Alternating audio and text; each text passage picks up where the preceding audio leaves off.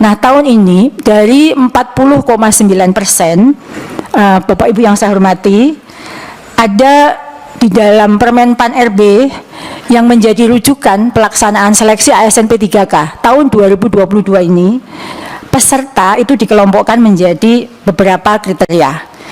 P1 atau mereka yang pelamar prioritas 1 yang berasal dari THK 2, guru non ASN di sekolah negeri, lulusan PPG maupun guru swasta yang sudah lolos passing grade tahun 2021. Sedangkan P2 itu adalah pelamar prioritas dari THK 2. Kalau tadi Pak Pimpinan menyampaikan prioritasnya adalah P1, P2, saya ingin menambahkan sampai P3, Pak. Karena P3 adalah pelamar prioritas yang berasal dari guru non-ASN di sekolah negeri yang sudah mengabdi terdaftar minimal 3 tahun. Jadi yang kemarin belum beruntung lulus. Mereka adalah guru-guru sama-sama dengan guru non-ASN yang ada di sekolah negeri yang sudah terbukti pengabdiannya minimal 3 tahun. Sedangkan P umum itu adalah pelamar umum yang berasal dari lulusan PPG dan pelamar yang belum terdaftar dan pelamar yang terdaftar di Dapodik kurang dari 3 tahun. Itu termasuk pelamar umum. Nah, dari berbagai kriteria peserta tadi, kami mendapatkan data sebenarnya kebutuhan seluruhnya itu adalah 781.000 lebih. Dari 781.000 ini, berdasarkan pemetaan data tim data kami, dari 193.000 itu, yang sesuai dengan kebutuhan adalah 161.000. Sedangkan kebutuhan untuk P2 sesuai dengan kebutuhan adalah 5.646 dan P3 adalah 363.184. Sedangkan P umum, pelamar umum itu kebutuhannya adalah 251.000 lebih. Dan Bapak Ibu yang saya hormati, kami melakukan rakor berkali-kali sampai per region untuk upaya peningkatan formasi agar bisa memenuhi 781.000. Namun sebelum rakor kami lakukan, usul dari seluruh Pemda itu adalah 131.000. Kemudian setelah kami melakukan pendekatan bersama dengan Panselnas, BKN dan Pan RB, kami berhasil meningkatkan jumlah usulan menjadi 618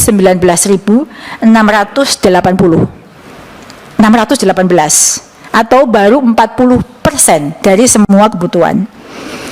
Dan Bapak Ibu yang saya hormati, kalau itu ada tanda centang dalam proses verifikasi, kami sampaikan bahwa sampai saat ini data itu masih bergerak, Pak. Banyak daerah yang kemudian menarik usulannya.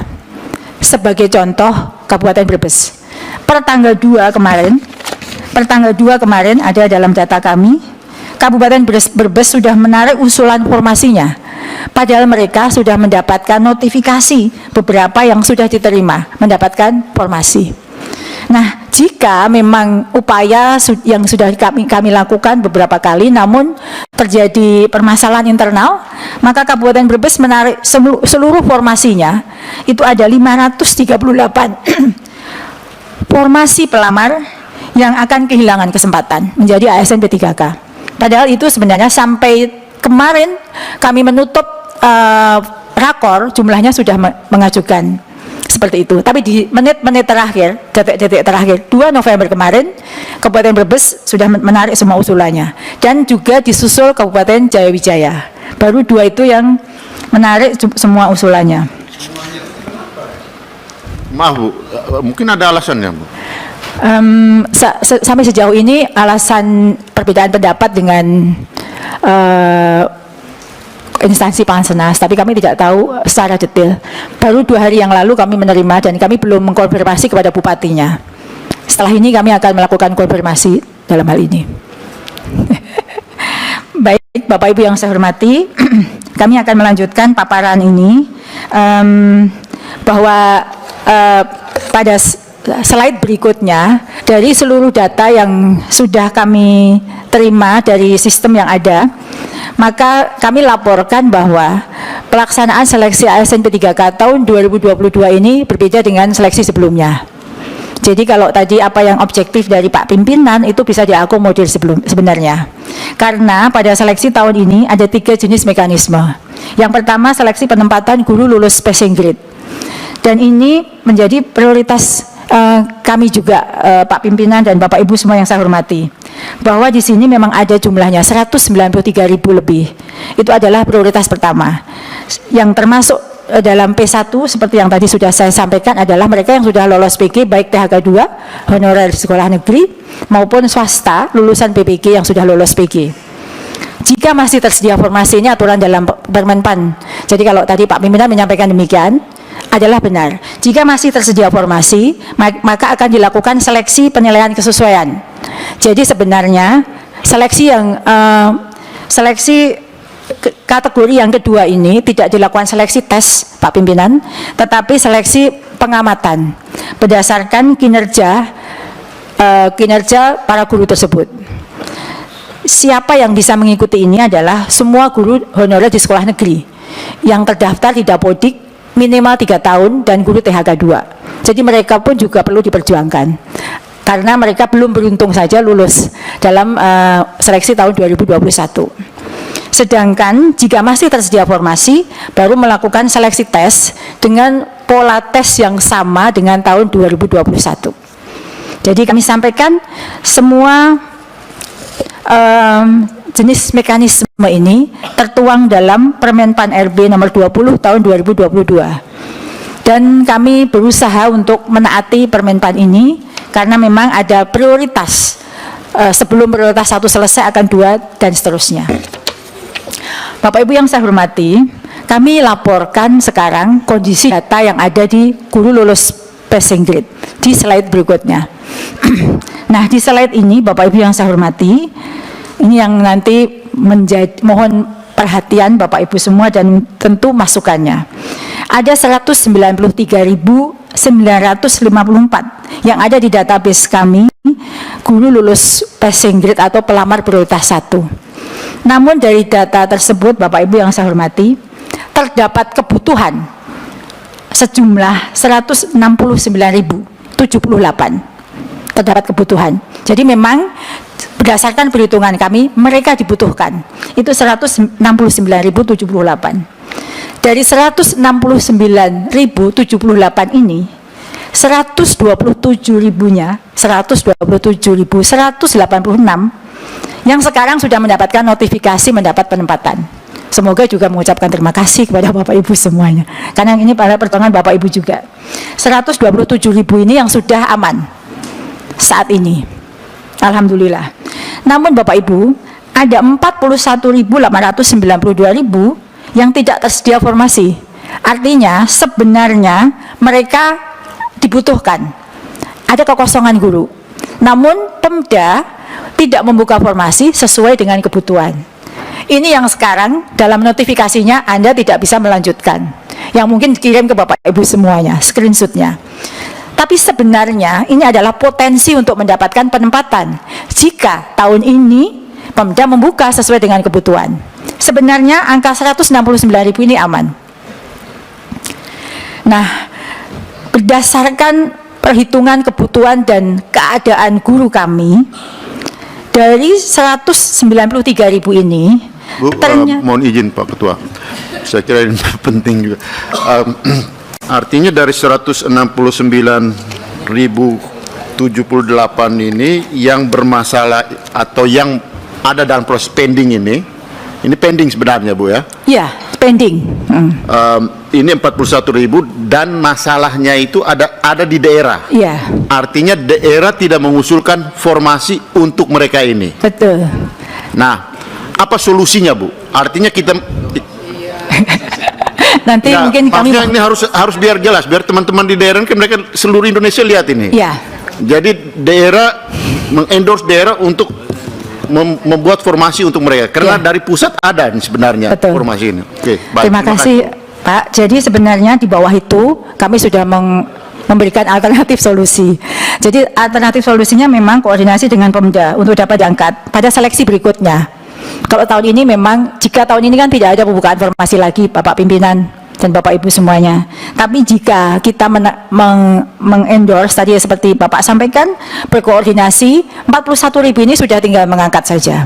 Karena kita butuh, dan sekarang kosong keberadaan guru-guru ini di sekolah-sekolah. Lalu saya lanjutkan, Bapak Ibu yang saya hormati, dari 193.000 ini, ada 24.876 yang memang oversupply atau tidak ada kebutuhan. Ini nanti kami laporkan di slide berikutnya contohnya. Kami sengaja buat data ini memang bisa menjadi rujukan kita bersama ketika kita berbicara dengan para guru. Karena memang faktanya mereka sudah lulus PG di tahun 2021, 24.000 lebih ini, hampir 25.000 tidak terdapat kebutuhan. Namun, seperti yang tadi Bapak Pimpinan sampaikan, kami melakukan berbagai macam skema agar para guru tersebut dapat terserap. Yang ini sebenarnya diskusi kami yang sangat mendalam dengan Panselnas juga, sehingga ada tawaran dalam aplikasi mereka untuk turun prioritas. Artinya, jika mereka bisa melamar di jabatan lainnya, maka di data kami terserap 11.349. Nanti kami akan laporkan seperti apa skemanya. Dan jika memang ini terjadi dengan baik, yang menjadi PR kita bersama hanya 13.000 sebenarnya. Tapi sekarang yang mengirim WA dan menangis itu adalah 41.000 plus 24.000. 41.000 plus 13.000. Karena yang 11.000 ini sudah ada notifikasi mereka bisa turun prioritas. Jadi sebenarnya itu. Tapi sebenarnya ini jika memang daerah punya concern yang sama terkait dengan guru ini, maka sebenarnya PR kita tahun depan 13.000 untuk guru lulus PG. Nah, Bapak Ibu, saya akan melanjutkan contohnya di halaman berikutnya. Ini contoh saja Bapak Ibu, mungkin salah satunya adalah dapil Bapak Ibu. Jadi ini contoh pemerintah daerah tidak membuka formasi sesuai dengan kebutuhan. Contoh, di sini ada Provinsi Jawa Barat. Pelamar prioritas jumlahnya adalah 10.397. Tersedia formasi, mereka sudah dapat notifikasi 3.800. Tidak tersedia formasi, dapat notifikasi Anda tidak melanjutkan 3.813. Nah, berarti yang di Jawa Barat itu sendiri yang sebenarnya bisa terserap 7.600, tapi formasinya hanya 3.800. Sedangkan pelamar P1 di Jawa Barat yang memang tidak bisa diapa-apapun lakukan, tidak akan terserap karena memang tidak ada kebutuhan, jumlahnya 2.784. Ini contoh. Nah, ada Brebes yang kami beri bintang karena Brebes ini menarik semua usulannya, sehingga yang sudah mendengar kabar baik 538 guru ini akan sangat sedih, dan itu nanti pasti menjadi masalah di kemudian hari kepada kami karena mereka sudah mendapat kabar baik. Pak Fikri, betul, saya sudah sampaikan ke Bapak Fikri juga hal ini. Sebenarnya di Brebes itu, Bapak Ibu yang saya hormati, hanya tinggal 35 saja plus 14. Namun sekarang 587 guru akan sangat menderita dan menangis karena sudah mendapatkan kabar baik dan sudah syukur itu karena mendapatkan formasi. Ini contoh Bapak Ibu kondisi yang kami alami, kesulitan yang kami alami bahwa guru-guru lulus PG ini benar-benar sebenarnya prioritasnya ingin ditempatkan. Tapi jika seperti ini keadaannya, apakah bisa apa yang bisa kami kerjakan selain harus mengendorse Pemda untuk bisa membuka formasi ini. Lalu slide berikutnya, Bapak Ibu yang saya hormati, kami ingin memberikan contoh di halaman yang tadi saya paparkan, halaman gambar data itu ada 24.876. Nah, di data bukan yang ada gambar data 24.676. Nah, contoh bahwa mereka tidak ada formasi, slide-nya dilanjutkan di halaman 11 saja. Nah, tadi halaman. Nah, itu ada contoh oversupply itu Bapak Ibu, adalah di slide yang terpapar di layar. Sebagai contoh, ini Nusa Tenggara Barat, Kota Bima. Sekolahnya SD Negeri 4 Kodo, Kota Bima. Kebutuhannya guru kelas. Kebutuhannya 6, sudah ada ASN 4, non ASN-nya ada 21 Bapak Ibu. Di satu SD yang hanya punya 6 kelas. Ini data kami. Ada 21 non ASN yang ada di sana. Sehingga jika ini hanya 2 yang terserap, yang 19 itu ketika kita cari di Kota Bima, seluruh SD sudah penuh. Mungkin hanya bisa terserap, kan boleh kita pindah keluar SD-nya, tapi masih dalam daerah kewenangan. Hanya terserap mungkin hanya 2. Yang 17 ini yang tidak mungkin bisa diangkat tahun ini, karena memang di Kota Bima tidak ada kebutuhan untuk guru SD. Ini yang mungkin harus dipahami juga, bahwa tidak mungkin bisa terserap semua di tahun ini jika keadaannya seperti ini, Pak Pimpinan. Ini contoh Kota Bima. Contoh lagi misalnya yang cukup banyak, Maluku Utara. Maluku Utara itu di TK itu ada kelebihan guru 8 di TK. Di SMP misalnya, di SMP di Aceh Barat Daya, SMP Negeri 1 Jumpa, itu ada kelebihan guru. Jika memang yang kebutuhannya kita penuhi ada 7.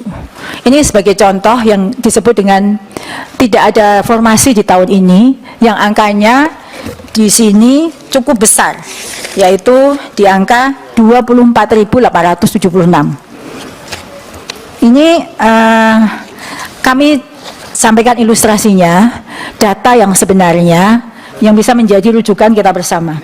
Slide berikutnya, Bapak Ibu, tadi di slide sebelumnya saya menyampaikan bahwa mereka bisa turun prioritas. Itu adalah pilihan. Jadi kalau di sini digambarkan slide berikutnya, silahkan. Berikutnya. Nah, ini adalah pelamar P1 yang belum mendapat penempatan, yang jumlahnya di antara 24.000 tadi, dapat mengikuti seleksi sebagai P2, P3 dengan menggunakan jabatan fungsional lainnya. Ketika mereka masuk ke akun SSC ASN-nya, dan dia saat itu adalah sebenarnya guru SD, tetapi tahun 2021 tidak ada formasi guru SD, lalu dia menggunakan linearitasnya IPA, dia melamar guru SMP IPA. Tahun 2022, passing grade atau nilai yang melekat padanya adalah nilai pada saat dia melamar di tahun 2021. Sehingga di guru SMP tahun ini dia tidak mendapatkan penempatan. Jika dia setuju, karena ada penawaran, jika dia setuju tidak mendapatkan penempatan dan menunggu sampai dibuka formasi, ketika guru itu pensiun di tahun berikutnya, ya sudah, dia berarti posisinya tetap guru non-ASN di sekolah itu. Tapi jika dia memilih, kan ada pilihan, memilih untuk melamar di prioritas lain dengan JF lainnya, dia turun prioritas di P2 atau P3, maka dia bisa melamar, mengikuti seleksi observasi, melamar sebagai guru SD. Karena IPA itu juga bisa menjadi guru SMP, IPA, atau guru kelas SD. Ini yang pilihan yang kami tawarkan, yang tadi Pak Pimpinan sampaikan, kira-kira skema apa yang bisa menyerap mereka. Dan ini cukup alot diskusinya, karena memang tidak tertuang dalam Permenpan, tapi ini dimungkinkan. Setelah ini kami sudah melakukan skema dan ini disetujui, maka 11.000 kira-kira dari 20, dari jumlah yang tidak ada penempatan tadi bisa terserap. Nah, Bapak Ibu yang saya hormati, itu upaya kami dan data yang sesungguhnya terjadi. Kami ingin sampaikan di slide berikutnya. Di slide berikutnya ini Bapak Ibu, saya hanya memberikan contoh notifikasi saat tanggal 31 siang dibuka. Notifikasi yang didapatkan oleh guru guru P1 itu ada bermacam-macam, ada tiga bentuk. Yang pertama, dia akan dikatakan Anda mendapatkan penempatan, lokasi akan diumumkan berikutnya. Itu yang 127.000. Sedangkan jika pelamar prioritas 1 yang tidak tersedia kebutuhan, yang tadi di gambar 41.000 itu, notifikasinya adalah Anda tidak dapat melanjutkan. sebenarnya dia juga bisa mendapatkan tempat jika daerah membuka. Tapi notifikasi yang dia terima, dia tidak dapat melanjutkan ke seleksi berikutnya. Dan yang pelamar 1 P1 yang mendapatkan kesempatan untuk turun status, notifikasinya adalah seperti ini. Jadi ini adalah yang mungkin sekali dikirimkan oleh Bapak Ibu guru kepada Bapak Ibu pimpinan semua dan anggota. Ini saya bagaimana kok tulisannya seperti ini. Inilah yang penjelasannya, bahwa sebenarnya 127.000 itu sudah aman, kemudian 11.000 akan aman, dan 41.000 yang masih harus nunggu tahun depan. Nah, Bapak Ibu yang saya hormati, di slide berikutnya, ini juga sedikit mempengaruhi juga hasilnya, karena mekanisme kan ada mungkin pertanyaan kepada Bapak Ibu semua, saya juga lulus PG dari swasta, kenapa yang itu diterima saya belum? Nilainya lebih tinggi saya, begitu ya? Mungkin karena di dalam Permenpan RB diatur bahwa prioritas penempatan untuk yang lolos PG diatur berdasarkan urutan THK 2 dulu, jika masih ada honorer negeri, jika masih tersisa lulusan PPG, baru swasta. Ini adalah urutannya, sehingga mungkin swasta belum mendapatkan tempat, tapi sebenarnya lulusan swasta lulus PG tahun 2021 semua diakomodir. Tidak ada perbedaan untuk ini karena mereka sudah berhak dan dinyatakan lulus. Namun karena urutan ini dimungkinkan swasta yang tertinggal. Kemudian setelah urutannya adalah seperti yang tadi saya sebut, jika ada yang sama di THK 2 gitu, nilainya sama, maka dilakukan lagi pengurutan. Nah, urutannya dilakukan berdasarkan nilai perolehan dari teknis dulu yang tertinggi, manajerial sosiokultural dulu, baru wawancara, dan terakhir adalah usia. Ini adalah prioritisasi untuk penempatan jika formasi yang tersedia tidak sama jumlahnya dengan beliau-beliau yang lulus P1. Lalu Bapak Ibu yang saya hormati, ini mungkin yang perlu juga masukkan dalam forum yang mulia ini, bahwa sesuai dengan kesepakatan awal bahwa guru negeri ditempatkan di sekolahnya dan tidak ada pergeseran bagi guru yang sudah tersedia di situ. Misalnya di 1 SD saya belum lulus, tapi guru kelas di situ belum lulus, jadi masuk P2 atau P3. Ada P1 tidak bisa menggeser ini, karena ada kesepakatan bahwa tidak lagi menggeser guru sehingga mereka kehilangan pekerjaan. Jadi ketentuan bahwa tidak bisa menggeser guru yang sudah tersedia di satuan pendidikan, meskipun guru tersebut masih akan mengikuti proses seleksi, tidak bisa ditempati oleh guru lulus PG dan membuat mereka tertendang keluar satuan pendidikan dan menjadi tidak mendapatkan pekerjaan. Sehingga dari 193.000 guru lulus PG ini, 55.000-nya yang belum diangkat. Jadi total jumlah 41 dan yang ujung tadi 55.000 yang nangis ya. 55.000. Sekarang 55.000 itu mungkin Bapak mendapatkan WA lebih dari 100 untuk menanyakan nasib mereka. Semoga setelah ini Bapak Ibu guru juga memahami kondisi data yang sebenarnya terjadi. Slide berikutnya Bapak Ibu, dengan segala kondisi tadi, tidak boleh ada guru yang tergeser sehingga menjadi non-job dan segala prioritas tadi, jika masih ada formasi, kita akan masuk ke mekanisme seleksi kesesuaian atau verifikasi bagi pelamar THK 2 dan guru negeri minimal 3 tahun bekerja dan terdaftar di Dapodik. Bapak pimpinan yang saya hormati dan Bapak Ibu anggota, bahwa mekanisme ini sebenarnya tidak lagi mengikuti tes. Jadi jika kepala sekolah yang melakukan penilaian itu memandang guru tersebut cakap, mereka bisa memberi nilai yang cukup pada guru tersebut. Karena penilaiannya adalah penilaian pengamatan yang dilihat dari slide berikutnya, itu dari kinerja dan kompetensinya dengan bobot sebagaimana yang ada di layar. Yang melakukan penilaian kesesuaian adalah kepala sekolah, guru senior, dan pengawas sekolah yang ditugaskan. Sedangkan jika sudah mereka mendapatkan nilai, terakhir akan mendapatkan nilai kinerja di sekolah induknya yang dinilai oleh kepala sekolah, guru senior, pengawas sekolah, dinas pendidikan, dan BKP SDM. Bapak Ibu yang saya hormati, ini adalah skenario kedua untuk penilaian kesesuaian. Baru jika masih tersedia formasi, slide berikutnya baru menggunakan seleksi tes yang sama dengan seleksi tahun 2021. Siapa saja yang bisa mengikuti seleksi ini hanyalah guru honor di sekolah swasta, guru-guru di Dapodik yang belum ada masa kerja sampai 3 tahun, dan fresh graduate hanya lulusan PPG. Jadi tidak ada fresh graduate yang masuk ke sini, Pak Pimpinan. Jadi tetap memberi kesempatan pada guru non-ASN yang ada di sekolah negeri, tapi mereka memang baru 2 tahun masa kerjanya. Seluruh guru swasta yang tidak dilihat masa kerjanya, dan lulusan PPG saja. Karena lulusan PPG adalah calon-calon guru yang sesuai dengan Undang-Undang Guru dan Dosen. Sedangkan mekanisme ujian semuanya sama dengan tahun 2021, afirmasi tidak diberikan dalam ujian ini karena pelamar umum. Mereka adalah pelamar umum semua atau fresh graduate. Dan slide berikutnya, kami laporkan bahwa lini masa seleksi guru ASN P3K tahun 2022 ini adalah sebagaimana di layar, bahwa saat ini adalah sedang persiapan, pengumuman pengangkatan bagi guru lulus PG. Bersamaan nanti, jika ini selesai semua, kami akan lakukan pelaksanaan penilaian kesesuaian dan tes di awal tahun 2023. Di slide berikutnya, kami sampaikan penetapan jadwal seleksi guru ASN P3K yang sudah dikeluarkan oleh Kemenpan RB, bahwa di sini kira-kira masih ada waktu untuk sanggah bagi mereka yang keberatan dengan apa yang mereka dapatkan informasi dari SSC ASN-nya. Dan jika semua rencana ini diridhoi dan kerjasama yang baik dari semua Panselnas, maka insya Allah tes tetap akan kami lakukan di tahun 2023 jika masih ada formasi.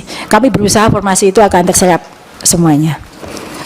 Bapak Ibu yang saya hormati, ini kira-kira kami potret pelaksanaan seleksi ASN P3K tahun ini, dan saya sangat senang segera bisa menyampaikan ini kepada Bapak Ibu. Ada satu yang tadi, yang angka yang paling ujung tadi, sebenarnya masih dimungkinkan untuk terserap semua. Tadi kan Pak Pimpinan menyampaikan apa skenarionya, apa saja agar P1 terserap. Itu sebenarnya kami pernah punya gagasan bahwa mereka diberi pilihan untuk ditugaskan di luar daerah kewenangannya. Jadi misalnya guru-guru dari Jawa Tengah itu banyak sekali yang belum terserap.